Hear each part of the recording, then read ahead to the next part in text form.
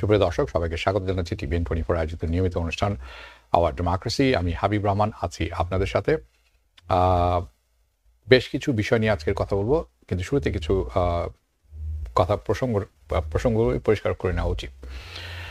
2 মাসেরও কিছু বেশি সময় বাকি ইউএস প্রেসিডেন্ট নির্বাচনের। 538 যারা জরিপ করে থাকেন এবং সিমুলেশন করে থাকেন বলছেন বা জানাচ্ছেন আগামী নির্বাচনে 100% মধ্যে 59% সম্ভাবনা বিজয়ী হওয়ার ডেমোক্রেটিক প্রার্থী কামালা হ্যারিসের। ট্রাম্পের সম্ভাবনা তারা জানাচ্ছেন 41%। ইউএস টুডের জরিপ মতে হ্যারিসের পক্ষে 48% ভোটার, বিপরীতে ট্রাম্পের পক্ষে সমর্থন 43%। অর্থাৎ এখানেও 5% ভোটের সমর্থনে এগিয়ে আছেন হ্যারিস। একইভাবে সাম্প্রতিক সব জরিপেই দেখা যাচ্ছে জনপ্রিয়তায় ট্রাম্পের থেকে এগিয়ে আছেন কামালা হ্যারিস। আমেরিকার প্রেসিডেন্ট জো বাইডেনের সঙ্গে ভারতের প্রধানমন্ত্রী নরেন্দ্র মোদীর ফোন আলাপের পর ভারতের পক্ষ থেকে দেয়া এক বিবৃতিতে বলা হয়, মোদী ও বাইডেন বাংলাদেশ পরিস্থিতি নিয়ে কথা বলেছেন, কিন্তু আমেরিকার পক্ষ থেকে দেয়া বিবৃতিতে এ বিষয়ে কিছুই উল্লেখ করা হয়নি। ফলে এটি নিয়েও বিতর্ক দেখা দেয়। এ বিষয়ে ভারতের পররাষ্ট্র মন্ত্রণালয়ের মুখপাত্র রণধীর জয়সওয়াল বলেছেন, বাইডেন ও মোদীর বাংলাদেশ নিয়ে আলোচনা করেছেন। এটি কোনো যৌথ বিবৃতি নয়। ভারত নিজেদের দিক থেকে ব্যাপারটি জানিয়েছে, বিষয়টি সত্য। তার উক্তি, ওয়েস্ট ব্যাংকে প্যালেস্টাইনের কথা বলছি। প্যালেস্টাইনের ওয়েস্ট ব্যাংকে গত 3 দিন ধরে হামলা চালাচ্ছে ইসরায়েল। তাদের দাবি, এতে হামাসের একজন স্থানীয় কমান্ডার সহ 16 জন নিহত হয়েছেন। এর মধ্যে প্রায় সবাই হামাস সদস্য বলে দাবি করছেন। এদিকে ওয়ার্ল্ড হেলথ অর্গানাইজেশন বলেছে, গাজায় 460,000 শিশুকে পোলিও টিকা দিতে হবে। এই পোলিওর দায়ী কিন্তু আপনারা জেনে থাকবেন ইসরায়েল নিজে। তারা সেখানকার পানীয় সুপেয় কোনো পানি নেই এবং যতটুকু অবশিষ্ট আছে বা ছিল সেখানে তারা বিভিন্ন রকম জিনিস ছড়িয়েছেন, যার ফলশ্রুতিতে এখন সেখানে পোলিও দেখা দিচ্ছে। এই জন্য গাজার কিছু অংশে 3 দিন হামলা চালাবে না বলে রাজি হয়েছে ইসরায়েল। সোমবার থেকে এই টিকাদান শুরু হবে। আমি আশা করছি কিছুটা হলেও তারা কয়েকদিনের জন্য কিছুটা রিলিফ পাবেন, কারণ তাদের উপরে ক্রমাগতভাবে গত 1 বছরের উপর ধরে বোমাবর্ষণ চলছে। আমি যখন বলছি 1 বছর, আপনারা শুনে নেবেন গত 75 বছর ধরে এটি অমানবিক অত্যাচার এবং নির্যাতন চলছে তাদের উপর। পারমাণবিক কর্মসূচি নিয়ে আমেরিকার সাথে নতুন করে আলোচনায় আগ্রহ প্রকাশ করেছে ইরানের সর্বোচ্চ নেতা আয়াতুল্লাহ খামেনি। যখন ইসরায়েল আহ্বান জানাচ্ছে একের পর যে আমি কিন্তু আলোচনায় বসতে রাজি নই, আমি যুদ্ধতে রাজি, সেই সময় ইরান থেকে এরকম একটি কথা সত্যি অভাবনীয় ব্যাপার। সাথে তিনি এও বলেছেন, আমেরিকাকে কোনোভাবে বিশ্বাস করা যায় না, তাই আলোচনার সময় সতর্ক থাকতে হবে। অগাস্ট এই মাসে বাংলাদেশে $2 বিলিয়ন রেমিটেন্স পাঠিয়েছে প্রবাসীরা। বাংলাদেশের অর্থনীতির জন্য এটি একটি খুবই ভালো খবর, এ ব্যাপারে কোনো সন্দেহ নেই। আওয়ামী লীগ সরকারের পতন হলেও সন্তুষ্টির কোনো কারণ নেই বলে মনে করেন বিএনপির মহাসচিব মির্জা ফখরুল আলমগীর। তিনি বলেছেন, এখনও দেশে ষড়যন্ত্র হচ্ছে, দেশে বিদেশে ষড়যন্ত্রের অভাব নেই। অন্তর্বর্তীকালীন সরকারের দ্রুত গণতন্ত্রে ফিরে যাওয়া এবং সংস্কারের ব্যবস্থাও করবে বলে তিনি আশাবাদ ব্যক্ত করেছেন মির্জা ফখরুল। এদিকে জামাতের ইসলামীর উপর দায় চাপিয়ে দিয়ে আওয়ামী লীগ ছাত্র জনতার আন্দোলনকে বিভ্রান্ত করার ষড়যন্ত্র করেছিল বলে মন্তব্য করেছেন জামাতের আমির শফিকুর রহমান। তিনি বলেন, এই ষড়যন্ত্রে জামাত পা দেয়নি এবং বাংলাদেশের প্রয়োজনীয় সংস্কার এবং সংশোধনের জন্য অন্তর্বর্তী সরকারকে যৌক্তিক সময় তারা দেওয়া হবে এবং দিতে চান। বাংলাদেশের অন্তর্বর্তীকালীন সরকারের প্রধান উপদেষ্টা ডক্টর মোহাম্মদ ইউনূসের সঙ্গে শুক্রবার ফোনে কথা বলেছেন পাকিস্তানি প্রধানমন্ত্রী শাহবাজ শরীফ। পাকিস্তানের প্রধানমন্ত্রীর কার্যালয়ে প্রেস উইং সংবাদ বিজ্ঞপ্তিতে জানানো হয়, বাংলাদেশের আর্থসামাজিক উন্নয়নে ডক্টর ইউনূসের অবদানের প্রশংসা করেন পাকিস্তানের প্রধানমন্ত্রী। শেখ হাসিনা সরকারের আমলে বহু মানুষ গুম হয়েছে, এটি সবাই আপনারা জানেন। গুমের ঘটনার তদন্তে দেশটিতে বাংলাদেশে এই প্রথম একটি কমিশন গঠন করেছে অন্তর্বর্তীকালীন সরকার এবং গুম বিরোধী আন্তর্জাতিক কনভেনশন স্বাক্ষর করেছে বাংলাদেশ। অন্তর্বর্তীকালীন সরকারের প্রধান উপদেষ্টা এতে সই করেন। এই সমস্ত বিষয়ে আলোচনার জন্য আমার সাথে যোগ দিচ্ছেন professor doctor Munir Mostafa Ali, South University of Baton Rouge, এবং আমার সাথে আছেন professor doctor Kabir Hasan, University of New Orleans. স্বাগত জানাচ্ছি আপনাকে, আশা করি আপনি শুনতে পাচ্ছেন এবং ভালো আছেন। আপনাকে ধন্যবাদ। ওকে, অনেকগুলি বিষয় থাকবে, আমি প্রথম প্রশ্নটি আপনাকে দিয়ে শুরু করতে চাই। প্রশ্নটি এরকম, বাইডেনের পরিবর্তে হ্যারিস আসায় কোন সব কারণে নির্বাচনের পরিস্থিতি বদলে যাচ্ছে বলে আপনি মনে করেন, এবং ট্রাম্প ক্রমাগতই পেছনে পড়ছেন বলে বিভিন্ন জরিপে আমরা দেখতে পাচ্ছি? দেখুন, বাইডেন এবং কমলা হ্যারিস, বাইডেনের ব্যাপারে যেমন আমি ডেমোক্রেট মাইসেলফ, কিন্তু আমারও একটা সন্দেহ ছিল যে বাইডেনের যে বয়স এবং তার যে কগনিটিভ এবিলিটি, এবং এটা তার জন্য অন্তরায় হয়ে দাঁড়াবে, এবং উনি ট্রাম্পের বিরুদ্ধে এই যে ন্যাশনাল ডিবেট গুলো হবে কথা ঠিকভাবে বলতে পারবেন না, এবং ট্রাম্প ইজ মোর মানে কুইক অন হিজ ফিট, তো মানে খুব তাড়াতাড়ি সে মানে কাউন্টার করতে পারে, এবং সেটার কারণ আমরা দেখেছি প্রথম যে ডিবেটটা হলো, তারপরে তো শুরু হলো যে বাইডেন আসতে কি পারবে কি পারবে না। দেখুন, Biden is a very successful president. এই 3 বছর উনি যা করেছেন, হিস্ট্রি যখন আমরা লিখবো দেখবো যে তার মতো একজন সফল প্রেসিডেন্ট ছিলেন, কিন্তু এট দি সেম টাইম উনি একজন মহান প্রেসিডেন্টও যখন বুঝতে পারলেন যে ওনার পক্ষে ইলেকশনে যেতে সম্ভব না এবং একজন মনস্টার আসবে, উনি নিজের থেকেই ছেড়ে দিলেন কমলা হ্যারিসের জন্য। এবং কমলা হ্যারিসের জন্য শুধু ছেড়ে দেওয়া না, এখন পুরো ডেমোক্রেটিক পার্টি কমলা হ্যারিসের পিছনে এসে দাঁড়িয়েছে, এবং এই জন্য ইলেকশনের যে নাম্বারগুলো আগে ছিল, যে ডিবেটের আগে উইথ ট্রাম্প যে সব পুলিশ এগিয়ে 5 থেকে 7, এখন সেটা টোটালি রিভার্স হয়ে গেছে। এখন লোকজন একটা মানে একটা পজিটিভ একটা ইয়া পাচ্ছে যে কমলা হ্যারিস ডোনাল্ড ট্রাম্পকে হারাতে পারবে। কিন্তু এখানেও আমার এখনো একটু সন্দেহ আছে। সন্দেহটা হলো গিয়ে যে এই যে 7 ব্যাটল গ্রাউন্ড স্টেট, আপনারা জানেন যে স্কোয়াড 4 জন, ইসরায়েলি লবি $100 মিলিয়ন মানে ওয়ার চেস্ট রেডি করে রেখেছে যে কমলা হ্যারিসকে হারানোর জন্য।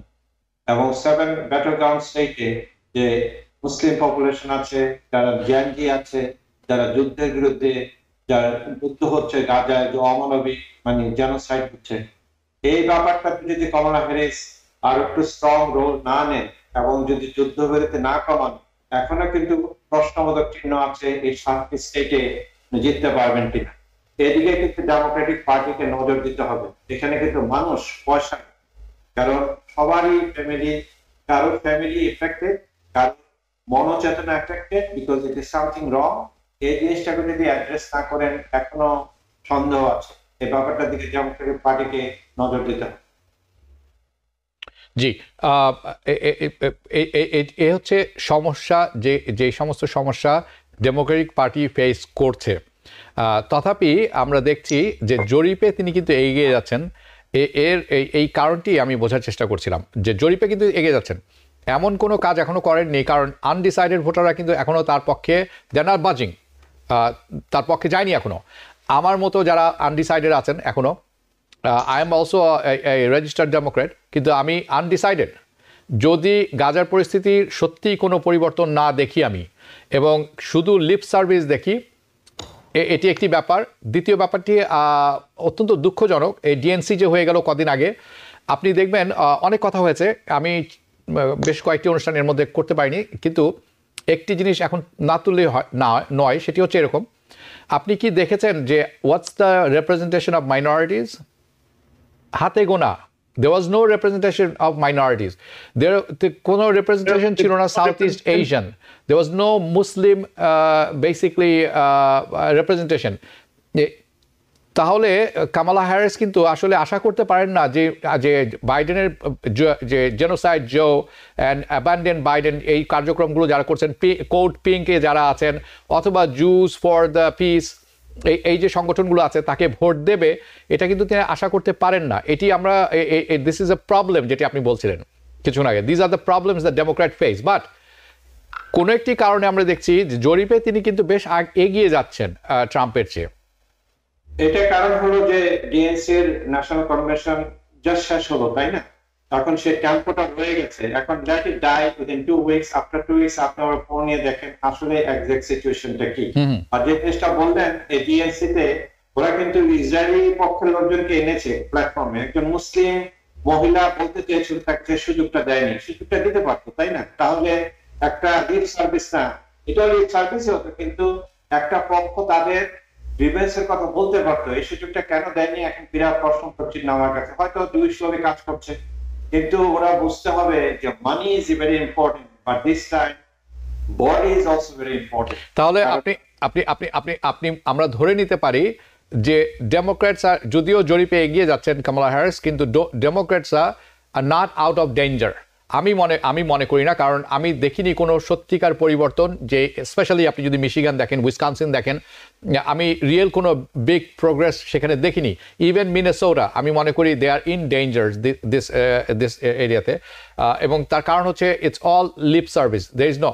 অনেকেই বলবেন কামালা হ্যারিস কিছুই করতে পারবেন না, কারণ উনি শুধুমাত্র একটা প্রেসিডেন্ট, এবং যে বিগেস্ট লবি আছে তাদের বিরুদ্ধে যে কথা বলবে এটা হয় না। আমি মনে করি এই কথাগুলো অযৌক্তিক, এবং এবং সত্যিকার যে কথাটি হচ্ছে যে রিপাবলিকান বলেন আর ডেমোক্রেট বলেন, দে আর জেনোসাইডাল। তারা কথা বলেন গণতন্ত্রের, তারা কথা বলেন মানবতার, এটি শুধুমাত্র মুখোশ বলে অনেকেই মনে করে থাকেন। আমি তাদের সাথে খুব একটা দ্বিমত পোষণ করব না, এবং এটির কোনো পরিবর্তন আমি দেখতে পাইনি, সে কামালা হ্যারিস হোক আর কামালা হোক, whoever the Kamala Devi হোক, it doesn't really matter. You have one guy who's a lunatic, Trump, সে একটা কসাই, সে আপনাকে ট্র্যাঙ্কুলাইজার না দিয়েই জবাই করে দিবে, আর কামালা হ্যারিস জো বাইডেন হচ্ছে ট্র্যাঙ্কুলাইজার দিয়ে আপনাকে জবাই করবে, যাতে একটু হিউম্যান ভাবে জবাই করলাম, এরকম একটি ব্যাপার। This are your choices. আপনি কিছু বলতে চাচ্ছিলেন? এক্সেলেন্ট। না, অ্যাকচুয়ালি আপনি খুব সুন্দর করে বলছেন, মানে you kill, they are both killers, okay? One with tranquilizer, the other one is not. One is human way, the other is inhuman way. It must be stopped. মানবতার কথা ওরা বলে, তারা যে দুনিয়ার সামনে তাদেরকে মানে এক্সাম্পল করতে চায়, কিন্তু চোখের সামনে ঘটে যাচ্ছে। এখন পর্যন্ত মানে তার বিরুদ্ধে মানে নেতানিয়াহুর বিরুদ্ধে মানে অ্যারেস্ট ওয়ারেন্ট জারি করতে পারলো না। ঘটনা থাকার পরেও কতটা পাওয়ারফুল, মানুষের বিবেক কোথায় বুঝতে পারে। It is not AIPAC, it is not Jewish lobby, আমি মনে করি না। এটা হচ্ছে আমেরিকান গ্রিড। আপনি কতখানি লোভী অর্থের জন্যে যে আপনি সব কিছুই বিক্রয় করতে রাজি আছেন, ইভেন ইয়োর সেলফ। এবং এই যে কথা বলে যে Jewish lobby is very strong, no, Jewish lobby is strong, that is true, এটা সত্য, মিথ্যা কথা নয়। কিন্তু আপনার লোভ কতখানি এবং লোভ কত সম্বরণ যে আপনি করতে পারেন না, এবং আপনার যে একটা প্রাইস ট্যাগ আছে, আপনি যে বিক্রয়যোগ্য একটি পণ্য, সেটি হচ্ছে আসল কথা। আমি আসছি সেই প্রসঙ্গে কিছুক্ষণ পর। আমি একটু যেহেতু এই প্রসঙ্গে চলে আসলো, আমি মনির মোস্তফা আলী আপনার কাছে যাব। এই গাজার পর ওয়েস্ট ব্যাংকে এখন ইসরায়েল হামলা চালাচ্ছে, তারা বলছেন যে সেখানে হামাস আছে, এটি একটি ব্যাপার। একই সাথে তারা হামলা চালাচ্ছে লেবাননে, এবং সেই লেবানন থেকে যাতে কোনো রকম প্রতি আক্রমণ না হয়, সে কারণে America, the stepfather of Israel, or maybe more, তারা এখন সেখানে রণতরী নিয়ে যাচ্ছেন সেখানে, কারণ ইসরায়েলকে প্রোটেক্ট করতে হবে। They are in really danger. I mean, really, are you insane?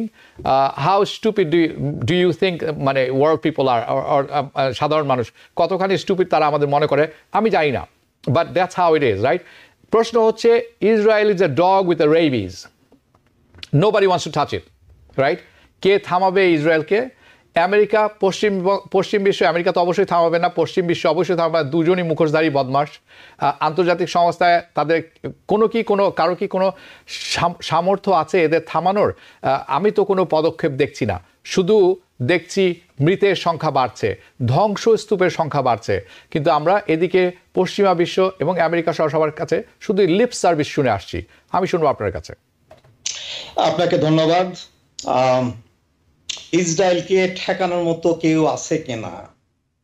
হ্যাঁ, আছে, শুধু আমেরিকা যদি তার পরিবর্তন না করে, তার যে স্ট্যান্ডটা পলিসি না করলে, আপনার ইউরোপিয়ানরা কোনো মতেই আমেরিকার এগেনস্টে যাবে না, আমেরিকার এগেনস্টে কেউ যাবে না। আর একটা উপায় আছে, সেটা হচ্ছে ইসলামিক ওয়ার্ল্ড যদি আপনার ইউনাইটেড হয়, তারা যদি কিছু একটা করে, হ্যাঁ, তাহলে হয়তো এই আমেরিকার যে স্ট্যান্সটা এটা তারা পরিবর্তন করতে পারে, কিন্তু সেখান থেকেও আমরা তেমন কিছু দেখতে পাচ্ছি না। কিন্তু আপনারা যেটা আলাপ করছিলেন এই যে কমলা হ্যারিস এবং ডোনাল্ড ট্রাম্প, ইয়াস, আমাদের এখন ইলেকশনের সময় এটা তো আমাদের আলাপ করতে হবে। আপনারা কোনো গুণগত পার্থক্য দেখছেন না। হ্যাঁ, কিন্তু আমি কিন্তু গুণগত পার্থক্য দেখতে পাচ্ছি। কিন্তু কমলা হ্যারিসের এই মুহূর্তে তার যে গুণগত পার্থক্যটা, তার যে ডিফারেন্সটা, মানে ডিফারেন্স অফ ওপিনিয়ন বলেন, ডিফারেন্স অফ পলিসি বলেন, সেটা তার থাকলেও সেটা সে এই মুহূর্তে বলতে পারবে না। কারণ আপনি ইউএস পাবলিক সেন্টিমেন্টটা দেখবেন যে ইউএস পাবলিক সেন্টিমেন্টটা কোথায়। আপনার এই যে যুদ্ধটা চলছে, এখানে যদি আপনি দেখেন, আমরা তো শুধু তো মুসলমানদের ভোটটা গুনলে চলবে না, সেখানে দেখা যাবে যে 70-80%, 90% public sentiment against Hamas, against Palestine. কাজে এই মুহূর্তে তার ওই মানে সুর চেঞ্জ করে সে মানে তার ইলেকশনে যে খুব একটা লাভবান হবে তা সে হতে পারবে না। তারপরে দেখেন সে যেটা বলেছে বা সে যেটা করেছে, সেটা থেকে আমরা কিছুটা বুঝতে পারি। যেমন ধরেন, বাইডেন কিন্তু যুদ্ধবিরতির ঘোষণাটা দিয়েছে মে মাসে, আর তার ভাইস প্রেসিডেন্ট এই যুদ্ধটা বন্ধ করার ঘোষণাটা দিয়েছে সে মার্চ মাসে। তাতেই তো বুঝতে পারেন যে একটু গুণগত পার্থক্য তো থাকবে। আমি আপনাকে বলি, মানে কমলা হ্যারিসের পলিসিটা কি। আমরা যদি জানি বারাক ওবামার পলিসিটা কি ছিল, এই যে ইসরায়েলি প্যালেস্টাইনি যে কনফ্লিক্টটা, এই যে আপনার ইলিগ্যাল সেটেলমেন্ট, আপনার এই যে মানে আপনার টু স্টেট পলিসি, সেই পলিসিগুলো আমরা যদি জেনে থাকি আপনার ওবামার কি ছিল, আমার যেটা মনে হয় সেটা হলো এই কমলা হ্যারিসের পলিসিটা ঠিক সেরকমই হবে। এখন ব্যাপার হলো সেটা সে এই মুহূর্তে কি করে বলবে। হ্যাঁ, আপনারা যেমন বলছেন যে তার যে প্ল্যাটফর্ম, যে একটা কনভেনশনটা হয়ে গেল, সেখানে মুসলমানদের কিছু একটা মানে একটা স্লট দেয়নি, তাদেরকে কিছু বলার সুযোগ দেওয়া হয়নি। আচ্ছা, সুযোগটা দিলে কি হতো? সুযোগটা দিলে তারা এই যে এই ব্যাপারে আমার যেটা মনে হয় যে একটু বাড়াবাড়ি করতো। এই যে সেখানে যেটা হচ্ছে আর কি, আপনার এই যে আনকমিটেড ভোটাররা যেগুলো বলছে, হয়তো সে ধরনের কিছু কথাবার্তা বলতো, যেটা ঠিক ইলেকশনের ব্যাপারে কমলা হ্যারিসকে খুব একটা হেল্প করতো বলে মনে হয় না, বরং উল্টাটাই করতো আর কি। আপনার ট্রাম্পকে কিছু বলার বা কিছু করার একটা সুযোগ দিয়ে দিত আর কি। হ্যাঁ, সেই সুযোগটা সে দিতে চায়নি। ওকে, এখন এই ইলেকশনের ব্যাপারে আমরা যেটা বলতে চাইছি সেটা হলো, কমলা হ্যারিসের কিন্তু ভুল করার কোনো সুযোগ নেই। দেখেন, ইলেকশন কিন্তু অনেকটা টাইটাই, যদিও কমলা হ্যারিস একটু এগিয়ে আছে, 1 পয়েন্ট, 2 পয়েন্ট, 3 পয়েন্ট এগিয়ে আছে, কোথাও কোথাও সে এগিয়ে নেই। হ্যাঁ, এখানে সে কোন রকম ভুল করলে কিন্তু তার হয়তো এই যে মার্জিনটা তার এখন আছে, এই মার্জিনটা হয়তো থাকবে না। ইয়ার ভুল করার অনেক সুযোগ আছে, সে তো ভুল করছে, মানে সে তো প্রতিনিয়ত ভুল, মানে ও তো জন্মগতই ভুল, জন্মগত ভুল। এবং ব্যাপারটা হচ্ছে আমাদের সয়ে গেছে, মানে ইয়ার ভুল শুনতে শুনতে, তার মিথ্যা কথা শুনতে শুনতে আমাদের সয়ে গেছে। জাস্ট লাইক আমি বলেছিলাম যে ইটস লুনাটিক। এই যে মানে আমেরিকান স্লেভরা, হ্যাঁ, এদের তো সেই স্লেভারির যে ইফেক্টটা, সেটা তো স্লেভারি চলে যাওয়ার পরেও অনেক যাবত আছে, এবং আমরা আর্গুমেন্ট করতে পারি যে এখনো আছে। তো ওই অ্যাটলান্টায় একটা ভিক্ষুক, সে ওই ভিক্ষা করছে আর বলছে, সে একটা গান গাইছে আর ভিক্ষা করছে। তার গানটা হচ্ছে bend down so much, down don't bother me anymore. হ্যাঁ, এই ট্রাম্পের লাইজ আর ট্রাম্পের ভুল আমরা দেখতে দেখতে দেখতে এমন অবস্থা হয়ে গেছে যে his mistakes don't matter anymore. হ্যাঁ, কিন্তু কমলা হ্যারিস ভুল করলে সেটা ইট উইল ম্যাটার। হ্যাঁ, এবং সেটা তার ইলেকশনে ইফেক্ট করবে। হ্যাঁ, কাজেই এই যে বাকি যে কত 65 ডেজ 66 ডেজ আছে, এটা খুব সাবধানে তার করতে হবে। এবং এই যে বললেন, দেখেন এই যে নেতানিয়াহু যে আবার অ্যাটাক করেছে, আপনার ওয়েস্ট ব্যাংক এখন অ্যাটাক করেছে, সে তো বিভিন্ন জায়গায় অ্যাটাক করছে। কেন করছে সে? এই যে ইলেকশনের আগে ভাগে সে কেন এই যে এখানকার নেতা মারছে, ওখানকার মারছে, তার পিছনে কারণ হলো সে কিন্তু জানে যে কমলা হ্যারিস যদি প্রেসিডেন্ট হয়ে আসে, সে কিন্তু ওই যে একটা মানে আমি আপনাকে কি বলবো, যে হ্যান্ডস ডাউন সাপোর্ট, যে মাঠ পেয়েছে, এই ফাঁকা মাঠটা তার চলে যাবে। যার ফলে চেষ্টা করছে যে ইউএস কে আপনার একটা ওয়ারে যদি সে করতে পারে, তাহলে কমলা হ্যারিসের উইন করার ইয়েটা চলে যাবে। হ্যাঁ, চলে আসবে, ট্রাম্প ক্ষমতায় চলে আসবে, এবং সে তার খুব সুবিধা হবে। সেজন্যই আমি আপনি বেশ ভালো, সরি, আপনি কিছু বলতে চাচ্ছেন, বলুন। হ্যাঁ, আমি জাস্ট একটা জিনিস, উনি ঠিকই বলেছেন যে 70% যে হামাসের বিরুদ্ধে, বাট আমরা এখানে ইলেকটোরাল পলিটিক্স নিয়ে কথা বলছি দেশে। the 7 states is going to determine the outcome of the election. The 7 state uncommitted voter like you and me, সেই জায়গায় তাদের ভয়েসটা শোনা উচিত ছিল, সেটা কিন্তু একটা ইম্প্যাক্ট করতো। Okay, এবং so এই জিনিসটাকে মুনির ভাই কিন্তু ইগনোর করছেন, এটা ঠিক হবে no, না। I don't think no আমার মনে হয় না উনি ইগনোর করছেন, but he has a very valid point. আমি একটু ইন্টারজেক্ট করি, ওকে? So আমি ইগনোর করছি, আমি একটু আমাকে একটু 1 মিনিট সময় দেন, আমি ইগনোর করছি না। sure. হ্যাঁ, আমি যেটা বলছি সেটা সে কমলা হ্যারিস যতটা বলতে পারে বা করতে পারে সেটা সে করছে। হ্যাঁ। যেমন ধরেন দেখেন, নেতানিয়াহুর সাথে সে কিন্তু সে দেখা করেছে, কিন্তু তার যে কংগ্রেসে যে সে অ্যাড্রেস দিয়েছে সেখানে তিনি অ্যাটেন্ড করেননি। হ্যাঁ, কাজে সে কিন্তু সিগন্যাল দিচ্ছে, মুসলমানদের সিগন্যাল দিচ্ছে যে বাইডেন যতটা গেছে Okay. ইসরায়েলের জন্য, আমি অতটা যাব না, সে কিন্তু সিগন্যাল দিচ্ছে। আমি আপনাদের দুজনের সাথে একমত। আমি একটু সামারাইজ করে দিই ব্যাপারটা। আপনি যেটি বলছেন সেটি হচ্ছে কামালা হ্যারিস খুব উভয় সংকটে পড়েছেন। আর you can lose that 78% vote to support this minority, এটা শাকের করাতের মতো। কিন্তু প্রবলেমটা হচ্ছে to gain that 78%, if you lose that 10% or 5% of the votes, আপনি কিন্তু you are back to the square root 1 again. This is the problem she has. But আপনি আবারও সঠিক বলেছেন যে আমরা দেখছি যে কামালা হ্যারিসের কিছু নীতি এবং কিছু ডিস্টেন্স উনি রেখেছেন বেঞ্জামিন নেতানিয়াহুর সাথে, যেমন কয়েকটি জিনিস উনি যাননি। এবং আপনার অ্যানালিসিসটা আমার মনে হয় সঠিক যে কামালা হ্যারিস যদি নির্বাচিত হয়ে যান, উনি কিন্তু এই ফাঁকা মাঠটি পাবেন না। সো যা ডিস্ট্রাকশন করার এখনই ডিস্ট্রাকশন করে নিচ্ছেন, যতটুকু করা যায়, যত পর্যন্ত, আমি জানি না আর কতদূর যাওয়া সম্ভব, কিছুই অবশিষ্ট নেই সেখানে। এটি একটি ব্যাপার। আরেকটি ব্যাপার হচ্ছে আপনি রাইট, তার পররাষ্ট্রনীতি হয়তো অনেকটা ওবামার সাথে মিল থাকতে পারে। these are all valid points. I totally understand this. এবং আমি যেটি বলছিলাম সেটি হচ্ছে এরকম যে রিগার্ডলেস যিনি আসুক, আমেরিকা গণতন্ত্র থেকে বহু দূর। এটা গণতন্ত্রতান্ত্রিক কোনো দেশ এখন আর নেই। এখানেও সেন্সর হচ্ছে।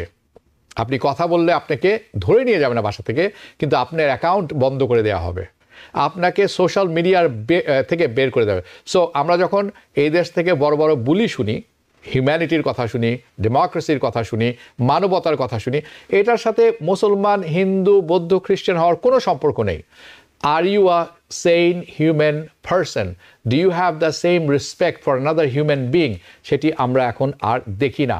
সেই স্লেভারি টাইম যেটি ছিল, আমি মনে করি, in my opinion, we are still in the slavery time in a different form and format. Regardless আমরা যাই বলি না কেন, একটু ভালো অবস্থায়, আপনাদের অনেকেই মনে থাকার কথা, স্লেভারির সময় একটি কথা চালু ছিল, house Nigar and a field Nigar. The field nigger gets no love from the masters, but the house niggers do. হয়তো অন্য প্রসঙ্গে চলে যাচ্ছে, আমি একটু ফেরত আসবো। আমি মধ্যপ্রাচ্যে থাকতে চাচ্ছি। আপনারা হয়তো অনেকে আমাকে পাগল মনে করছেন, আমি এখনো পাগল হয়ে যাইনি। ওকে, আসলে পরিস্থিতি এমনই হয়ে দাঁড়িয়েছে, যদি আপনি সুস্থ মস্তিষ্কের মানুষ হয়ে থাকেন এবং সুস্থ স্বাভাবিক কথা বলেন, আপনাকেই পাগল মনে হবে, আর যারা পাগল তাদেরকে সুস্থ মনে হবে। এতটাই উল্টে গেছে সব কিছু, অত্যন্ত দুঃখজনক, but this is a fact. পারমাণবিক কর্মসূচি নিয়ে আমেরিকার সাথে নতুন করে আলোচনা করতে চায় ইরান। এটি এসেছে আউট অফ ব্লু, কোনো কথা নেই, কোনো বার্তা নেই, হঠাৎ করে গতকাল এই ঘোষণাটি এসেছে। কবির হাসান, আপনার কাছে আমার প্রশ্ন, আপনার কি মনে হচ্ছে হঠাৎ করে এই আগ্রহের কারণটা কি? কারণ এটা তো ট্রাম্পকে মেরে দিয়েছিলেন একেবারেই। যেখানে ইরান ক্রমাগত আক্রমণের শিকার হচ্ছে, তার দেশের অভ্যন্তরে ঢুকে ইসরায়েল বড় বড় টপ লিডারকে অ্যাসাসিনেশন করছেন, তাদের তো রেড লাইন অতিক্রম হয়ে গেছে, তারপরও তারা এত রেস্ট্রেন কিভাবে দেখাচ্ছেন এবং কেন আলোচনায় বসতে আগ্রহী হচ্ছেন বলে আপনি মনে করেন? না দেখুন, এই ইসরায়েল তো বরাবরই চাচ্ছিল আমেরিকাকে দিয়ে ইরানকে শাসন করার জন্য, বেসিক্যালি আমেরিকাকে দিয়ে যুদ্ধ করানোর জন্য ইসরায়েলের পক্ষে, এটা সে বরাবরই মানে চেষ্টা করে যাচ্ছে। যা আমার মনে হয় যে ইরানিয়ান লিডারশিপ ইজ স্মার্ট, তারা যুদ্ধে জড়াতে চায় না, কারণ আলটিমেটলি কারোর জন্য মঙ্গলজনক হবে না। এবং এটা যদি তাদের একটা বার্তাও পৌঁছানো হচ্ছে যে দেখো, আমরা তো তোমাদের সাথে সিভিলাইজের কথা বলতে চাই, লেটস টক অ্যাবাউট। এবং এটা একটা নতুন মুভ এবং এটা পজিটিভ মুভ, হয়তো যুদ্ধের ব্যাপারটাকে আর একটু একটু প্রশমিত করার জন্য, কারণ ইরান যুদ্ধে যেতে দেয় না। হ্যাভিং সেড দিস, আমি আরেকটা জিনিস অ্যাড করতে যাচ্ছি, যে কথাটা কিভাবে ভালো বলেছেন। শুধু আমেরিকা না, যদি এরা মুসলিম বিশ্ব ওআইসি কান্ট্রিগুলো যদি এক থাকতো, তাহলে অ্যাটলিস্ট যে গাজাতে যে ধরনের বর্বরতা হচ্ছে, জেনোসাইড হচ্ছে, এটা হতো না। কিন্তু আনফরচুনেটলি আপনি বললেন যে ইসরায়েল তাদের লবি, তাদের গোয়েন্দা সংস্থা প্রত্যেকটা মুসলিম কান্ট্রির এত ভিতরে ঢুকে গেছে, তাদের দেশে গিয়ে মানে পয়েন্ট ব্যাক ওরা মার্ডার করতে পারছে। আমি বিভিন্ন সোশ্যাল মিডিয়াতে বা অ্যানালাইসিসে পড়েছি, ইসরায়েল বলেছে মুসলিম যারা বড় বড় মানে ইম্পর্টেন্ট রাষ্ট্র আর কি, যে স্টে পুট, তোমরা সামনে এসো না, সামনে এসে তোমাদের মানে খবর আছে। তার মানে ইসরায়েলের সেই সক্ষমতা আছে তাদের দেশে তাদের লিডারকে অ্যাসাসিনেটেড করার। এই ভয়ে ওরা আসলে কিছু বলতে পারছে না। লিপ সার্ভিসের কথা আপনি বলছেন, মুসলিম বিশ্ব লিপ সার্ভিস দিয়ে যাচ্ছে। লিপ সার্ভিসের কথা আপনি বলছেন, লিপ সার্ভিসের টু পার্টিস, যে last 75 years two state solution, কোন ধরনের তো মানে কনফ্লিক্ট আমি কোনো দেখতে পাচ্ছি না। এই যুদ্ধের পরে তো ইসরায়েল এই টু স্টেট সলিউশন অলরেডি বাদে দিয়ে দিচ্ছে, তাই না? তো এই লিপ সার্ভিস আর কতদিন চলবে? আমরা কি ভোটে ইলেকশনের জন্য লিপ সার্ভিস করে যাব? আর এই কথাটা যে 5% এটা এখনো আমি মনে করি যে আমার যে analysis, 5% vote is very critical. 75% খুশি করার জন্য লিপ সার্ভিস দিয়ে গুণগত কিছু পরিবর্তন আছে, কার সাথে আমি দেখা করলাম না, এগুলো তো মানে কসমেটিক্স আসলে। এগুলো তাহলে আসলে ফান্ডামেন্টাল কোনো চেঞ্জ দেখাচ্ছে না। বুঝতে পারছি। আমি অরিজিনাল প্রশ্নে ফেরত যাই। ইরানের আগ্রহের কারণ হচ্ছে তারা প্রশমিত করতে যাচ্ছেন পরিস্থিতি এবং আলোচনার দ্বার খুলতে চাচ্ছেন, যার মাধ্যমে পুরো এন্টায়ার মিডল ইস্টে একটি কিছুটা হলে স্থিতিশীল পরিস্থিতি যাতে ফেরত আসে, এই যুদ্ধাঙ্গদেহী মনোভাব যাতে না থাকে, এটি আপনি বলতে চাচ্ছেন। ওকে, অ্যান্ড আই মানে প্রেইজ দিস, কারণ দিস ইজ দ্য মানে কুল হেডেড অ্যাপ্রোচ। আপনি আমাকে উত্ত্যক্ত করতে পারেন যুদ্ধে টেনে আনার জন্য, এবং আমি যদি উত্ত্যক্ত হয়ে যুদ্ধে জড়িয়ে পড়ি তাহলে কিন্তু আমি ভুলটা করলাম যেটি আপনি চাচ্ছেন আমি করি। I think Iran is very smart এবং খুব হাই লেভেল অফ রেস্ট্রেইন তারা দেখাচ্ছেন। This is very good, it's a good decision.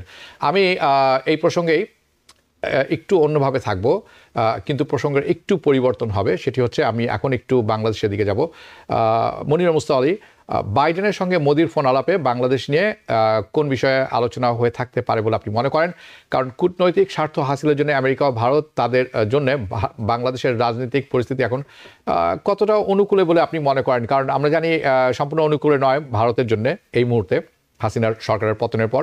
এবং আমরা শুনছি বিভিন্ন সময় ইভেন হাসিনাও স্টেটমেন্ট দিয়েছেন এরকম যে সেন্ট মার্টিনসে রণতরী করতে, মানে একটি ঘাঁটি তৈরি করতে না দেওয়ার কারণে এই পতন বলে তাই মনে করছেন। এই সিচুয়েশনটা আপনি কেমন কি মনে করেন? এবং তাদের যে ফোন আলাপ মোদি অ্যান্ড বাইডেন, যেটা আলাপ হতে পারে, আমি মনে করি না যে তারা সেন্ট মার্টিন আমেরিকার কাছে স্ট্র্যাটেজিক্যালি খুব একটা মানে বিশাল একটা জায়গা, আমি কিন্তু সেটা মনে করি না। হ্যাঁ, তবে সেন্ট মার্টিনে যেন চায়না না ঢুকে যেতে পারে, চায়নার জন্য না যতটা ইম্পর্টেন্ট সেন্ট মার্টিন, আমেরিকার জন্য অতটা ইম্পর্টেন্ট না। কারণ আমেরিকার আপনার চায়নাকে প্রতিহত করার জন্য মানে আপনার প্যাসিফিকে যে সমস্ত জায়গা তাদের থাকা দরকার সেগুলো তাদের আছে অলরেডি।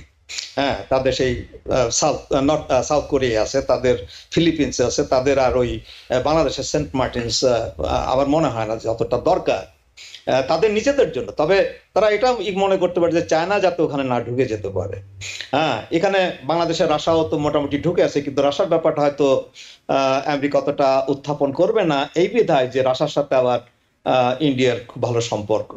হ্যাঁ, এখানে আমি আর বাকি কিছু জানি না। আমার মনে হয় না যে আমেরিকা বাংলাদেশের এই হিউম্যান রাইটস, বাংলাদেশের ইলেকশন, এটা ওটা নিয়ে তাদের যে খুব একটা মাথা ব্যথা আছে সেটা আমি মনে করি না। তবে চায়নার ব্যাপারে তাদের মাথা ব্যথা আছে এবং বিরাট রকমের মাথা ব্যথা আছে, চায়না যাতে না ঢুকতে পারে এই ব্যাপারে হয়তো কিছুটা আলাপ করতে পারে। আর অন দ্য সারফেস আপনার সেই হিউম্যান রাইটস, আপনার এই ইলেকশন জনিত ব্যাপার স্যাপার সে আলাপ করতে পারে, বাট সেটা যে আলাপ করবে তার খুব বড় মাথা ব্যথা আছে সে কারণে তা নয়। অথবা অনেকগুলো সাবজেক্টের মধ্যে সেগুলো রাখা দরকার সেই বিধা হয়তো করতে পারে, কিন্তু মেইন ব্যাপারটা হচ্ছে চায়না যাতে ওখানে না ঢুকতে পারে। Very true. আমি মনে করি টু ভ্যালিড পয়েন্ট, খুব ভালো করে কথা বলেছেন। চায়না কিন্তু খুব লেটে এসেছে বে অফ বেঙ্গলে আর ইন্ডিয়ান ওশনে, 2009 সালের কাছাকাছি সময়, এরকম সময়। So they are late in the game, but they do have interest, তাদের ইন্টারেস্ট আছে। এবং তারা যদি সেন্ট মার্টিনস বা বাংলাদেশের সাথে ভালো একটি করে, বাংলাদেশে কিন্তু বড় একটি সিপোর্ট মংলায় তারা করে দিয়েছেন এবং চট্টগ্রামে, যেখানে 4টি সাবমেরিন রাখা যায়। এটা কিন্তু অনেকেই জানেন না, কিন্তু এটা ট্রু। সো বাংলাদেশে তারা বেশ ওতপ্রোতভাবে জড়িত, এবং এটি একটি ব্যাপার। এবং আরেকটি ব্যাপার হচ্ছে, আমেরিকা কখনোই চাইবে না তার সেন্ট মার্টিনসে যাক বা না যাক, যে চায়না সেখানে ঘাঁটি গেড়ে বসুক এবং একটি অবস্থান তৈরি করুক। This is also a very valid point. এবং ইন্ডিয়াও সেটি চাইবে না, কারণ India and China are rival, তারা একে অপরকে প্রতিহত করতে ব্যস্ত। This are very strategic. আরেকটু অ্যাড করি 5 মিনিট। সেটা হলো যে আপনার সেন্ট মার্টিনটা আমেরিকার কাছে ইউজফুল হবে না, এই কারণে দেখেন ওটা তো শ্যালো জায়গা, সত্য কথা, সত্য কথা। কিন্তু চায়না, দেখেন চায়নার কিন্তু এক্সপার্টিস আছে একটা জিনিস, তারা শিপে মানে সমুদ্রের মধ্যে একটা করতে পারে তারা, ওই যে ট্রু। কবির হাসান কিছু যোগ করতে যাচ্ছিলেন। ওকে, থ্যাংক ইউ। আচ্ছা, একটা জিনিস কি, শেখ হাসিনা সব সময় উনি যখন ইলেকশনে হেরে যান 91-এ, যে ইন্ডিয়াকে গ্যাস দিতে চেয়েছিলাম, ইন্ডিয়া চেয়েছিল, আমি দেব না। তারপরে সেন্ট মার্টিনের কথা বলেন প্রায়। আমি যতটা জানি সেন্ট মার্টিন, সে পাকিস্তান আমল থেকেই সেন্ট মার্টিন একটা ইস্যু, যে ইউএস হয়তো তার একটা ইন্টারেস্ট ছিল, এখন আছে কিনা জানি না। এখন আপনি যেটা বললেন, হয়তো চায়না চাইতে পারে বলে হয়তো আমেরিকা এখন বেশি করে চাইতে পারে, শেখ হাসিনার এটা কিন্তু অমূলক না, কিন্তু ইন্ডিয়া তাকে আসতে দিবে না। যে কথাটা, যে জিনিসটা, যে ইলেকশনের বেলায় এবার চেয়েছিল টু এ ডিগ্রি আমেরিকা যে একটা অ্যাকসেপ্টেবল ইলেকশন হোক, কিন্তু সেই সুযোগটা কিন্তু ইন্ডিয়া আমেরিকাকে দেয়নি। এবং ফলশ্রুতিতে কি হলো, এই বিস্ফোরণের মুখে শেখ হাসিনা তার ক্ষমতা হারালো। এখন তো ইন্ডিয়া এখন ব্যাকআদায় করছে, তাই না? এখন হয়তো এটা নিয়ে আলাপ হতে পারে, কিন্তু ভেরি ইন্টারেস্টিং, আমেরিকা টোটালি এটার কোনো ইয়াই নাই, ওদের কোনো মানে তারা যে মানে জিনিসটা প্রকাশ করে, মানে কোনো কিছু যায় আসে এরকম কোনো কিছু আমরা দেখছি না। ওকে, থ্যাংক ইউ। আমি আপনার কাছে আছি। এই মাসে রেকর্ড পরিমাণ রেমিটেন্স পাঠিয়েছে বাংলাদেশিরা বাংলাদেশকে, কিন্তু যে বাংলাদেশে যে এখন অস্থিতিশীল পরিস্থিতি আছে, একটি সরকার, স্বৈরাচারী সরকার বলবো, জোর করে ঘাড়ের উপরে চেপে বসেছিলেন আমাদের, 20 বছর ছিলেন, এবং রন্ধ্রে রন্ধ্রে তারা সব দুর্নীতি বসিয়েছেন। পুলিশ থেকে শুরু করে যা আছে, তাদের লোক এখনো আছে, সবাইকে আসলে পুলিশকে আসলে সম্পূর্ণ ঢেলে সাজাতে হবে বলে আমি মনে করি। কিন্তু আমরা যারা প্রবাসী আছি, আমাদের অনেক বড় ভূমিকা আছে বাংলাদেশ পুনর্গঠনে, কারণ আমরা আরেকবার পুনরায় একটি স্বাধীন দেশ পেলাম। আমাদের কি ভূমিকা কি ভূমিকা আমরা নিতে পারি বলে আপনি মনে করেন? এই যে রেমিটেন্স পাঠাচ্ছে, এটি একটি ভূমিকা, অন্যান্য কি ভূমিকা থাকতে পারে বলে মনে করেন কবির হাসান? যে দেখুন, বাংলাদেশে প্রবাসী অনেক বাংলাদেশি আছেন যারা অনেকদিন ধরে, এবং তারা মানে দেশপ্রেমী বাংলাদেশে, তাদের ডিফারেন্ট এক্সপার্টিজ আছে, এবং তাদের সেই এক্সপার্টিজ গুলোকে যদি বাংলাদেশে এই যে সংস্কার হচ্ছে, সংস্কারের বেলায় কাজে লাগায়, তাহলে বাংলাদেশ বেনিফিটেড হবে। এবং আমি জানি অনেকেই আছেন, অনেক বোদ্ধা, অনেক বিভিন্ন বিষয়ে, তাদেরকে কাজে লাগাতে পারে। সেকেন্ড ব্যাপার যেটা বললেন, যে রেমিটেন্সের ব্যাপারটা, যে রেমিটেন্সও এই সরকারকে স্বীকৃতি দেওয়া, যে ঠিক আছে আমরা হুন্ডির মাধ্যমে পাঠাতাম, আপনি জানেন হুন্ডির মাধ্যমে এই সমস্ত এই যে অর্থ পাচারগুলো হয়েছে ঠিকঠাক, তাই না, সেটাকে রুখে দিচ্ছে। এটাও দেশপ্রেমী বাংলাদেশিতে যারা প্রবাসী আছেন, তারা তাদের দেশপ্রেমের এবং তার মধ্যে কিন্তু আমরা এলিট ক্লাস না, 90% লেবার ক্লাস তাদের রেমিটেন্সের টাকা বাংলাদেশে পাঠাচ্ছেন, মানে এই ব্যাংকিং চ্যানেলে। এই জন্য অগাস্ট মাসে $200 মিলিয়ন রেমিটেন্স। এটা সেকেন্ড ব্যাপার। থার্ড ব্যাপার, বাংলাদেশের যে পজিটিভ ইমেজ গুলো এই 15 বছরে যারা বলেছে, হয়তো আমি বলবো যে তারা ঠিকভাবে বাংলাদেশকে উপস্থাপন করতে পারেনি। বাংলাদেশের যে প্রাণ সন্তান আছে, পজিটিভ মেসেজ এবং ইমেজিং আমাদেরকে করতে হবে, কারণ আলটিমেটলি ধরেন যদি আমেরিকা থেকে আমরা সেই মেসেজ দিতে পারি যে ইউনিভার্সিটি একটা পরিবর্তন, একটা সংস্কার করতে, এবং এই জায়গাটা বেশি ক্রিটিক্যাল। এমন হয়েছে যখন ক্ষমতায় 15 বছরের জঞ্জাল, তারা অঙ্গে কথা, ওষুধ দিব কথা, আপনি যদি 90 ডেজ অথবা একটা সময় বেঁধে দেন, তাহলে আবার যেই লাভ সে অবস্থা ফিরে যাবে। ইলেকশন করতে যাচ্ছে BNP right now, BNP election ক্ষমতা যেতে চায়, সে আওয়ামী লীগ যেতে চায়, আমার সেই সুযোগটা দাও। তো এই জায়গায় ফরেন আমেরিকা এবং ইউরোপিয়ান ইউনিয়ন মোহাম্মদ ইউনূসকে একটা সময় দিতে হবে যে সংস্কার কমপ্লিট করে যেতে পারেন, যে টিপিক্যাল সংস্কার। তারপর ইলেকশন দেয়, যে পারে ক্ষমতা আসুন, let them run the country, রাজনৈতিক ভাবে দেশটাকে পরিপূর্ণ। আরেকটা জিনিস বলতে যাচ্ছি, এই সংস্কার আমার মনে হয় এই গভর্নমেন্টের একটা নতুন কনস্টিটিউশন করে যাওয়া হতো। কনস্টিটিউশন আছে, কনস্টিটিউশন মধ্যে যেই ক্ষমতা আসবে তার জন্য শরীর জি ধন্যবাদ। এই কনস্টিটিউশনকে চেঞ্জ করতে হবে। জি ধন্যবাদ ধন্যবাদ। অর্থাৎ আপনি বাংলাদেশে যারা আছেন এই মুহূর্তে বাংলাদেশে অবস্থানরত বাংলাদেশি, তারা, আমি অনেকের সাথে কথা বলেছি, আমার নিশ্চয়ই আপনিও অনেকের সাথে কথা বলেছেন, তারা যেই কথাটি বলছেন সবাই, যে একটি সুস্থ পরিবেশ ফিরিয়ে আনতে সময় লাগবে এবং এই সরকারকে সেই সময়টি দেওয়া উচিত এবং আমাদের উচিত হবে সবাইকে সহযোগিতা করা। আমার মনে হয় আমরা প্রবাসী যারা আছি আমরাও সেটি মনে করছি, তারই ফলশ্রুতিতে আমরা রেকর্ড পরিমাণ রেমিটেন্স পাঠিয়েছি বৈধ পথে। এটি তারই একটি প্রতিধ্বনি বলে আমি মনে করি। এবং আরও অনেক জায়গা আছে যেখানে আমরা কাজ করবো এবং ভবিষ্যতে সেই বিষয়ে আলোচনা হবে। যেহেতু আপনি বিএনপির কথায় চলে আসলেন কথা বলতে বলতে, মনির মোস্তফা আলী, আমি আপনার কাছে আমার পরবর্তী প্রশ্ন নিয়ে যাব যে অন্তর্বর্তীকালীন যে সরকার, অন্তর্বর্তী সরকারের কাছে বারবার নির্বাচনের কথা তুলে বিএনপি কি ভুল পথে হাঁটছে? আবার বিএনপির মহাসচিব বলেছেন ষড়যন্ত্র চলছে। তো কাকে ইঙ্গিত করে তিনি এই ষড়যন্ত্র চলছে বলে আপনি মনে করেন? তিনটি প্রশ্ন আপনার কাছে। বলার আগে আমি, যেহেতু আমিও নিজে একজন প্রবাসী, সংক্রান্ত যে কথাটা ছিল যেটা কবির ভাই উত্তর দিলেন, ও সম্পর্কে আমি কিছু বলতে চাই।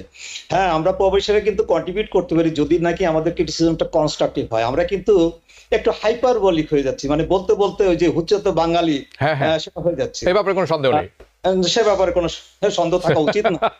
হ্যাঁ, কারণ এই যে দেখেন, এই যে যেমন কবির ভাই, উনি তো ইকোনমিস্ট, উনি বললেন যে আমাদের দেশপ্রেমের জন্য এই যে রেমিটেন্সটা বেড়ে গেছে। হ্যাঁ, কিন্তু রেমিটেন্সটা দেশপ্রেমের জন্য বেড়েছে নাকি বাস্তব ধর্মী কিছু ব্যাপার স্যাপার সেজন্য বেড়েছে? যেমন ধরেন আপনার জুলাই মাসে অনেকদিন ব্যাংক ট্যাঙ্ক বন্ধ ছিল, দেশে সেজন্য অনেকে রেমিটেন্স পাঠাতে পারে না, কাজে একটা পেন্টা ডিমান্ড ছিল রেমিটেন্সের। কি সেটার প্রতিফলন হয়েছে নাকি আমাদের দেশপ্রেমের একটা প্রতিফলন হয়েছে? তো দেশপ্রেমের যদি প্রতিফলন হয়ে থাকে তাহলে আমরা একটা কম্পারিজন করতে পারি। যেমন ধরেন জুন মাসে কত হয়েছিল, জুন মাসে কোনো একটা গভর্নমেন্টের এগেইনস্টে কোনো ইয়েও ছিল না, কোনো জুন মাসে কত হয়েছে আর আগস্ট মাসে কত হয়েছে? দেখা গেল যে জুন মাসে কিন্তু আগস্ট মাসে আরো বেশি হয়েছে। হ্যাঁ, হতে পারে। এবং okay, you have a good point, আপনার পয়েন্টটা আমি বুঝতে পেরেছি এবং ইটস আ ভ্যালিড পয়েন্ট যে জুলাই মাসে কিন্তু আসলে এই বিক্ষোভের কারণে, কারফিউর কারণে ইন্টারনেট বন্ধ, থ্যাঙ্কস টু সাবেক তথ্যমন্ত্রী Pulak and thanks to Sheikh Hasina, internet বন্ধ ছিল বাংলাদেশে। ওকে, এবং এটাও আমরা মেনে নিয়েছিলাম। খুব দ্রুত এই পয়েন্টটি শেষ করুন, কারণ আপনার কাছে যে প্রশ্ন করেছিলাম সেটি আমি শুনতে চাচ্ছি। হ্যাঁ, আমি যেটা বলতে চাইছি যে এটাই যে রেমিটেন্সের এটা ব্যাপার হলো, যাদের টাকা পাঠানোর দরকার তারা টাকা পাঠাবে। এটা এই যে মানে দেশপ্রেমে যে খুব একটা বাড়বে কমবে এটা আমি মনে করি। ওকে, ঠিক আছে। অন্তর্বর্তীকালীন সরকারের ব্যাপারে আপনি যেটা বলেছেন, দেখেন আমি কিন্তু আমার প্রশ্ন হচ্ছে যে বারবার বিএনপি নির্বাচন চেয়ে কি ভুল পথে হাঁটছে কিনা? না, বিএনপি যেটা বলছে সেটা যে ভুল করে বলছে আমি সেটা মনে করি না। হ্যাঁ, কারণ মানে ইলেকশনের তো কোনো দেওয়া হচ্ছে না। ওদিকে জামাত বলছে যে সময় নাও, যত সময় লাগবে আমরা সময় দিতে রাজি আছি। আসলে বাস্তবে কি সেটা হবে? আপনি কি তাই মনে করেন যে বাস্তবে আপনার এই সরকার যদি সে 3 বছর 4 বছর 5 বছর থাকতে চায়, দেখা যাবে কেউ সেটা পছন্দ করছে না। কিছুদিন পরে দেখা যাবে যে আওয়ামী লীগ আবার একটু সংগঠন করা শুরু করেছে, তারা আবার দেখা যাবে যে আওয়ামী লীগ এবং বিএনপি। ওকে, গুড পয়েন্ট। আপনি এই পয়েন্টের উপরে আমি একটি প্রশ্ন করি। নির্বাচন দেওয়া উচিত, তাড়াতাড়ি দেওয়া উচিত, সংস্কার না করে, দুর্নীতি না সরিয়ে, number one. I am not finish here. Okay, number one. এবং এর ফল তো আমরা দেখেছি, প্রতিবারই বিপ্লব হয়েছে, নির্বাচন হয়েছে, এটা হাইজ্যাক হয়ে গেছে। বলুন এবার। হ্যাঁ, এইটাই আমি বলতে যাচ্ছিলাম। মানে যখন আমি বিরোধী দলে থাকি তখন আমি সংস্কারের কথা বলি, এটা বলি, ওটা বলি। বিএনপিরও তো সেই 31 দফা সংস্কারের একটা রূপরেখা আছে, আবার তারা ক্ষমতায় গেলে পরিবর্তিত হয়ে যায়। এই জন্য দেখেন, আমি সেই জন্য বলছি কনস্ট্রাকশন ক্রিটিসিজম করতে হবে। যেমন ধরেন আমরা এই যে আওয়ামী লীগের মানে 10 বছরের যে দুঃশাসন সেটাকে 15 বছর বলছি, কেউ কেউ আবার 20 বছরও নিয়ে যাচ্ছি। হ্যাঁ, আসলে তাদের যে প্রথম যে ইলেকশনটা 2008 যে ইলেকশনটা সেটা তো বৈধ ইলেকশন, সেটা যদি বৈধ ইলেকশন হয় তা তাদের ওই যে 5 বছর যে mandate- বৈধ অবৈধ ইলেকশন এবং দুঃশাসন কিন্তু এক জিনিস নয়। আপনি না, না, বৈধ না। পথে এসেও দুঃশাসন করতে পারেন এবং যেটি হয়েছে। না, কিন্তু Just a আমরা সেই correction, ইলেকশনের কথাই just a বলছি, correction. 15 বছরের ইলেকশনটাই আপনার অবৈধ ছিল। হ্যাঁ, আমার সেটা কথা আমরা হলো জানি। যে হাইপারবোলিটা বাদ দিয়ে যেটা যথার্থ, তারপর দেখেন আপনি যদি এক দলকে করেন যে এই এক দলের মানে সমস্ত প্রবলেম, হ্যাঁ আমাদের কিন্তু প্রবলেম গুলো হয়ে আসছে সেই আপনার সেই প্রথম থেকে। ওকে এগেন প্রথম থেকে আপনি যে আমি একটু স্টপ করি আপনাকে। আপনার কথা ঠিক আছে, কিন্তু অনেক জায়গায় ফাঁক আছে। আমি বলছি কারণ কখনোই গণতন্ত্র শক্ত পথে চলেনি বাংলাদেশে, এটি একটি বড় সমস্যা। তার কারণ, তার একটি বড় কারণ হচ্ছে গণতন্ত্র চলতে হলে কতগুলো পূর্ব শর্ত আছে। একটি হচ্ছে মত প্রকাশের স্বাধীনতা, সবচেয়ে বড় স্বাধীনতা যেটি। একটি হচ্ছে দল করার অনুমতি। দ্বিতীয় হচ্ছে খুব শক্তিশালী একটি গঠনতন্ত্র, যে সাংবিধানিক গঠনতন্ত্র। এর কোনোটাই তো কোনো দল করেনি, কিন্তু এখন আমরা শুনছি বা আশা করছি যে এটি একটি হওয়ার সম্ভাবনা দেখা দিয়েছে। তো আমার প্রশ্ন ছিল যে বিএনপি কি ভুল পথে হাঁটছে, বারবার প্রেশার দিচ্ছে যে নির্বাচনটা হয়ে যাওয়া উচিত, এখনই হয়ে যাওয়া উচিত, সেইটির ব্যাপারে আপনার মতামতটা কি? না না, এখনই হয়ে যাওয়ার কথা আমার মনে হয় না। বিএনপি বলছে যে এখনই হয়ে যাওয়ার কথা। বিএনপি যেটা বলছে সেটা কিন্তু আমিও সমর্থন করি। এই গভর্নমেন্ট যদি মনে করে যে আমরা সবকিছু সংস্কার করতে পারবো, সেটা সম্ভব নয়, সেটা কিন্তু সম্ভব না। কাজেই তাদের এই সংস্কারের ব্যাপারটা একটু লিমিটেড করতে হবে। জি ধন্যবাদ। যেমন গুটি কয়েক জিনিস, Okay. আপনি যদি একটা ইন্ডিপেন্ডেন্ট ইলেকশন কমিশন করতে পারেন, 30 সেকেন্ড। জাস্ট একটা জিনিস করতে পারেন, হ্যাঁ, দেখেন very যে good, এই একটা very জিনিসের good. জন্য কিন্তু অনেক কিছু ঠিক হয়ে যাবে। যেটা আমরা জানি ইন্ডিয়াতে হয়, নির্বাচন আগে ইসি ইলেকশন কমিশন দায়িত্ব নেয়, তারা নির্বাচন পরিচালনা করে। এবং যতই যাই বলেন, যতই আপনার দোষারোপ করতে পারেন ইন্ডিয়াকে, ইন্ডিয়া কিন্তু একটি শক্তিশালী গণতান্ত্রিক দেশ, এটি কিন্তু আপনাকে মানতেই হবে যে কোনো মাপকাঠিতে। ওকে, সেখানেও অনেক মোদির মতো লোক আসেন, ডিফারেন্ট স্টোরি। আমার শেষ প্রশ্ন, আমাদের সময় খুবই কম, কবির হাসান আগের কথা না গিয়ে এই প্রশ্নটি উত্তর দিবেন। জামাত খুব ধীর গতিতে এগোচ্ছে এবং অন্তর্বর্তীকালীন সরকারকে নির্বাচনের জন্য কোনো রকম তাড়া দিচ্ছে না, আমরা সেটি দেখছি। কৌশলগত দিক থেকে জামাত কি ঠিক পথে হাঁটছে বলে আপনি মনে করেন? জামাতের পজিশনটা হলো যে আমরা যদি এখন ইলেকশন দেই তাহলে আমাদের সেই আগের অবস্থা আমরা ফিরে যাব। আমাদের যেটা করা দরকার মানে ফেলিয়ার অফ গভর্নেন্স, এবং এটা শুরু হয়েছে আমাদের শাসনতন্ত্র, যে আমাদের কনস্টিটিউশন। প্রতিটা দলই ক্ষমতা এসেছে তার কনস্টিটিউশন কাটাছেড়া করেছে তাদের পার্টির প্রয়োজন অথবা তাদের রাজনৈতিক আদর্শের প্রয়োজন। এটা বিএনপি করেছে, এটা আওয়ামী লীগ করেছে। আমি যতটা বুঝতে পারি যে এখন যে কনস্টিটিউশন আছে 1/3 অফ দ্য কনস্টিটিউশন ইজ আনঅল্টারেবল, কিন্তু ওই 1/3 যদি আপনি চেঞ্জ না করেন, যে সংস্কারের কথাগুলো আপনি বলছেন সেই সংস্কারগুলো আপনি আনতে পারবেন। এই জন্য আমি মনে করি যে প্রধান জিনিস হলো যে আমাদের কনস্টিটিউশনকে রিরাইট করতে হবে এবং নতুন, কারণ কনস্টিটিউশন তো বাইবেল না, কোরআন না, এটা সময়োপযোগী। এবং যে ইয়াঙ্গার জেনারেশন যাদের যে বৈষম্য বিরোধী, যেটা আমাদের মুক্তিযুদ্ধে চেতানো স্বাধীন বৈষম্য বিরোধী সমাজতান্ত্রিক যে ব্যবস্থা, সবার সাম্য, সেই জিনিসটাকে আবার ফিরিয়ে আনার জন্য কনস্টিটিউশনকে রিরাইট করে যতটা সময় লাগে তারপরে আমাদের ইলেকশন দেওয়া দরকার। তাহলে আবারও সেই 2089-এ 15 বছর আওয়ামী লীগ সেই বহির্ভাবে পরিণত হয়েছে, অটোক্রেট ফ্যাসিস। একই জিনিস বিএনপিও করবে। এই জন্য, কারণ আমাদের মানুষ তো চেঞ্জ হয়নি, তাই না? আমাদের একটা এক্সট্রা একটা কনস্টিটিউশন, একটা ফ্রেমওয়ার্ক থাকতে হবে যেখানে আমরা আমাদেরকে শাসন করতে পারি, আমাদের বিচার করতে পারি। এবং এটা হলো নাম্বার 1। এটা 3 মাসে হবে না, 3 থেকে 5 বছর লাগবে। আমি মনে করি মিনিমাম 3 বছর থাকে। এইটার দিকে তাদের প্রধান নজর দিতে হবে, তাহলে আস্তে আস্তে সবকিছু হবে। ওকে, ধন্যবাদ আপনাদেরকে। আমরা সময় একেবারে শেষ হয়ে গেছে। আর কোনো প্রশ্ন, আমার হাতে অনেক গুরুত্বপূর্ণ প্রশ্ন ছিল, মনেও এসেছিল, কারণ আপনাদের দুজনের কথা থেকে অনেক প্রশ্ন আসতে পারে এবং আমি জানি যারা দেখছেন অনুষ্ঠানটি তাদের মনেও অনেক প্রশ্ন জাগতে পারে। কিন্তু আজ এখানেই শেষ করতে হচ্ছে। আপনাদের দুজনকে অসংখ্য ধন্যবাদ। আপনারা দুজনে ভালো থাকবেন। পরবর্তীতে কথা হবে আপনাদের দুজনের সাথে। দর্শক, আপনারা যারা এতক্ষণ অনুষ্ঠানটি দেখছিলেন, অনেকবারই গণতন্ত্র, গঠনতন্ত্র নিয়ে কথা আসছে। এই গণতন্ত্র এবং সংবিধান ধ্বংস করার প্রথম কারিগর ছিলেন শেখ মুজিবুর রহমান। 1973 সালে যখন নির্বাচন অনুষ্ঠিত হয়, 300 আসনের মধ্যে উনি ঠিক করেছিলেন যাতে করে তার দল 292টি আসন পায়। বাকি দল পেয়েছিল 8টি। তখনকার সংবিধান অনুসারে আপনার দল যদি 10টির বা ততোধিক আসন না পায় তাহলে আপনি বিরোধী দল বলে স্বীকৃতি পাবেন না, এবং এটি উনি চাচ্ছিলেন। This was A trick.